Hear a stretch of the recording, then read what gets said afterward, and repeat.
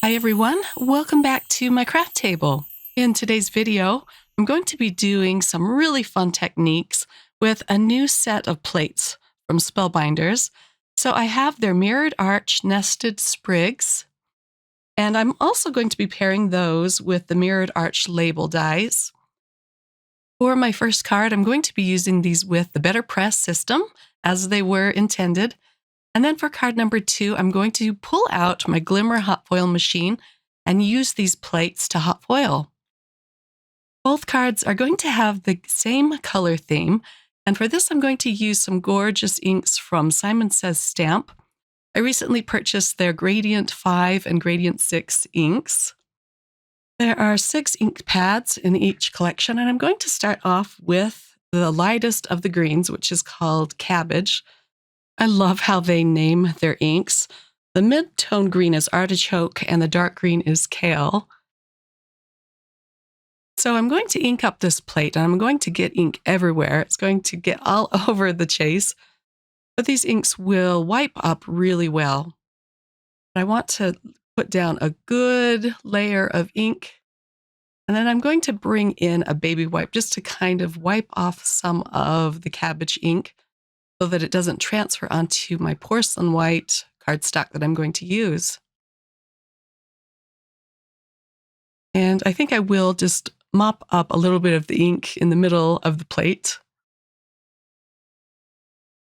And then I can put on the platen and run this through my Platinum 6 machine. I'm going to take this off camera to do that. Let's see how this turned out with the cabbage ink. I didn't get it perfectly aligned in the middle of the cardstock, but that's okay because I'm going to cut around the outside of this impression. I'm using my long, sharp scissors for this. You can use whatever scissors you have. I'm going to skip ahead here. Let me show you how this turned out. This will make it a little bit smaller than an A2 sized panel. On my next plate, I'm going to ink it up with Artichoke, which is the mid-tone of the trio. And this time I'm not going to wipe up the ink off of the chase. I'm going to see if it does actually transfer onto my cardstock. So let's put the platen back on. I'll take this off camera again and run it through my Platinum 6. So it did transfer onto the cardstock a little bit on the edges, but that's okay because I intend to cut out this panel. Let me clean up my machine a little bit. And then we'll move on to the third plate. I'm using the baby wipe to clean off the plate as well as the chase. I chose one of the mirrored arch label dies to cut out this panel. This will fit perfectly inside our first panel. It's looking so pretty.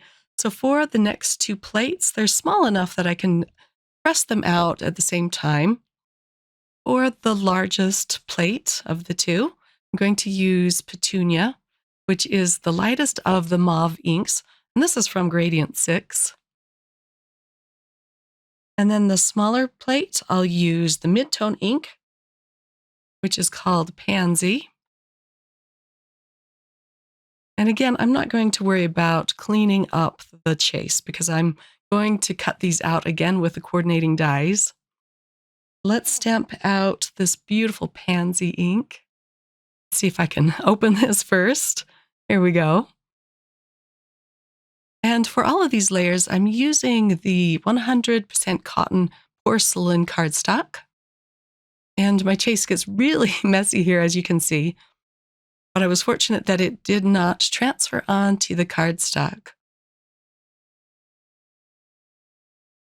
And then again, it just cleans up very easily with a baby wipe. So let's run this through the Platinum 6. And then these are ready to cut out. These ink pads are really juicy. So I did get a little bit of a darker impression on one of these plates, but that's okay. It looks beautiful. For the sentiment, I'm going to stamp it out with an ink called Punch. I'm just using a piece of scrap cardstock for that. The sentiment says, "You are the best," and I'll use another mirrored arch label plate to cut this sentiment out. All of my panels are ready to go now, but I thought I'd stop and use some colored pencils that coordinate really well with my inks to color in the little flowers on the first panel. This was really quick and easy to color in, and it just adds a nice touch to this card. Before I start attaching my panels to my card base, I want to add a little bit of color to the edge of the card base using some more of the pansy ink. I'll just use a blender brush to brush around the edges of this, and I taped it in place so that I don't get any ink on the back of my card base. I'm going to speed this up, but I wanted a nice dark color, and this will dry back a little bit lighter. These inks are nice too because they will even out. They look kind of patchy. Once they dry, they're going to be nice and smooth. So let's peel off the mint tape. And I got a nice crisp line on this card base. I was a little worried that I would get some on the inside of the card base, but it stayed right where I wanted it to on the outside. Okay, now I'm going to start attaching all of the panels with some liquid glue. This is a really heavyweight cardstock, so I'm not worried about the glue saturating through the paper. Let's put on the first layer. I think it looks so pretty with that dark mauve ink behind it. And everything's just going to go down flat. So here is layer number 2. There's so many ways you can use this set, but I wanted to try out every single plate from this set for this card. So here is the third layer. And this is still going to be relatively flat and easy to send through the mail. And here is the fourth layer. And then the last layer will be the sentiment.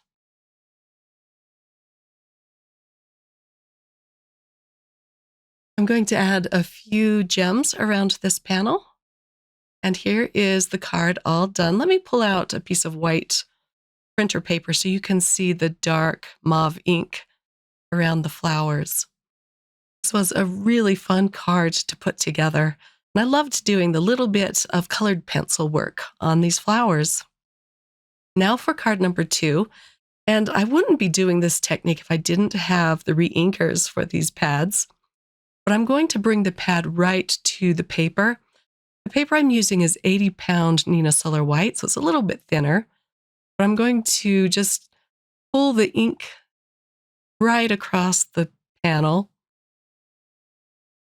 I don't do this technique very often, but I want to get a nice dark panel here. Isn't that color just gorgeous? This is the pansy again. And the third ink to this trio, I'm not going to use in this video, but it's called Aster, and it's a really dark, gorgeous mauve. So I will set this aside to dry. And again, it will dry back a little bit lighter. For my next panel, I'm using the petunia. And it looks really dark here. I thought I had picked up the pansy again. This is the petunia, the lighter mauve. Now I'll set this one aside to dry. And then for my third panel, I'm using the artichoke. Look how gorgeous that green is. And I don't need to saturate the whole panel. I just need a little bit of this. And last, I'm going to use the cabbage at the top of this panel and then the punch at the bottom. And I don't end up using the punch panel, but I just need it wide enough to cover those plates. I allowed my panels to air dry, but of course you could bring your heat tool to speed up the drying process. And here are my panels all ready to go. And I didn't put down an even amount of the ink, but that's okay. I'm again going to be cutting these out. So for the largest plate, I'm going to use some silver foil. So the pretty side of the plate faces the pretty side of the foil. Then I can put my cardstock on top. I'll put my plates on top of that, then hit the timer button.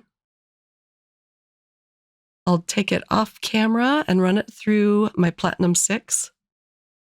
And let's see how this first panel turned out. I love this reveal part. It's so much fun. And it looks like it foiled perfectly. Isn't that beautiful? I will be cutting this panel down so that it is an A2 size panel, which is 5.5 by 4.25. Okay, let's do the light mauve next. And I'm going to use silver again for this.